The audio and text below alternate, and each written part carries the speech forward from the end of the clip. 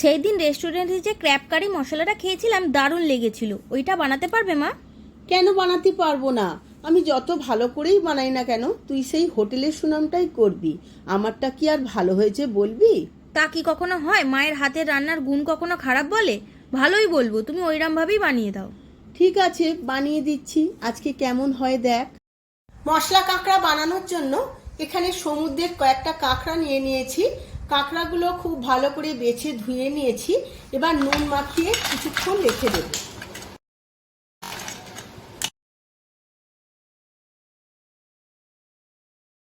এখন কড়া বসিয়ে নিয়েছি। কড়াই 4 চামচের মতো তেল দিয়ে দিয়েছি। তেলটা গরম হয়ে গেছে। এবার কিছু ফোড়ন দিয়ে দেব। 2টো তেজপাতা, 2টো শুকনো লঙ্কা আর 1/2 চামচ জিরে। ফোড়নগুলো খুব ভালো করে ভেজে নেব। ফোড়নটা খুব ভালো করে ভাজা হয়ে গেছে। এবার এর মধ্যে অল্প একটু নুন আর অল্প একটু চিনি দিয়ে দেব। এখন মশলাটা দিলে গায়ে ফেটে পড়বে না, তাই আমি নুনটা আগে থাকতে একটু দিয়ে দিয়েছি। এখন দেব 2টো বেটে রাখা পেঁয়াজ।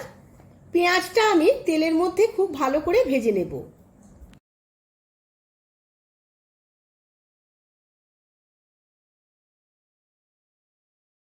পেঁয়াজটা হালকা ব্রাউন করে ভাজা হয়ে গেছে। এবার এর মধ্যে দিয়ে দেব 2 চামচ আদা আর রসুন বাটা। আদা রসুন বাটাও আমি পেঁয়াজের সাথে আরো 5 থেকে 7 মিনিট ভালোভাবে কষিয়ে নেব।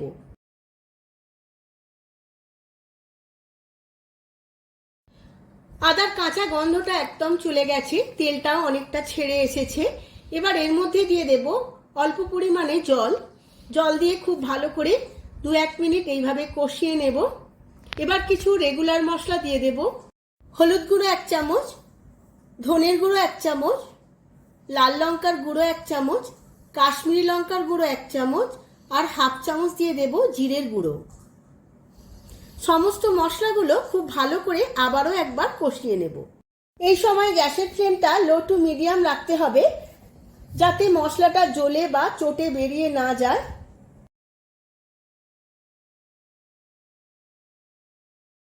মশলাটা খুব ভালো করে কষিয়ে নিয়েছি, তেলটাও ছেড়ে এসেছে। এবার এর মধ্যে দিয়ে দেব 4 চামচ টমেটো পিউরি।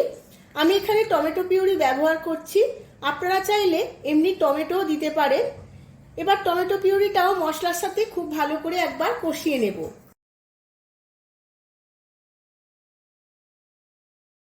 মশলাটা খুব ভালো করে কষানো হয়ে গেছে। দেখুন বন্ধুরা, দারুণ কালারটা এসেছে।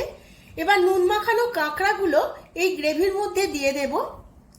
সমস্ত কাঁকড়াগুলো গ্রেভির মধ্যে দিয়ে আরো 5 মিনিট মশলার সাথে কষিয়ে নেব।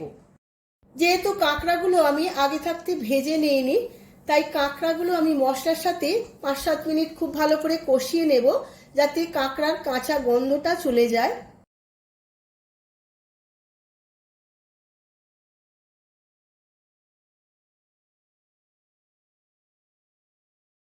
কাঁকড়াটা খুব ভালো করে কষানো হয়ে গেছে, তেলটাও অনেকটাই ছেড়ে এসেছে।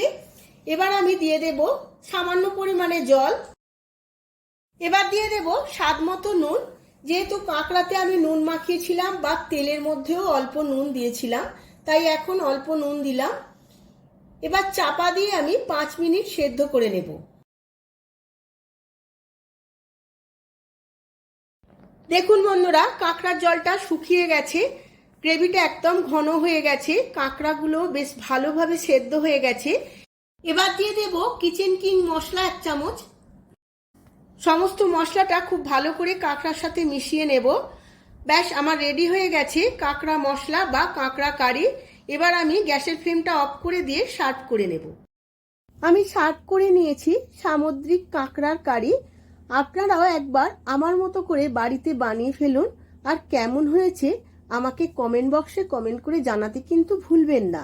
ভিডিওটা যদি ভালো লেগে থাকে, ভিডিওটিতে প্রচুর প্রচুর লাইক ও শেয়ার করবেন। আজ তাহলে আসি, আবার দেখা হবে পরবর্তী ভিডিওতে নতুন আরো একটি রেসিপি নিয়ে। ধন্যবাদ।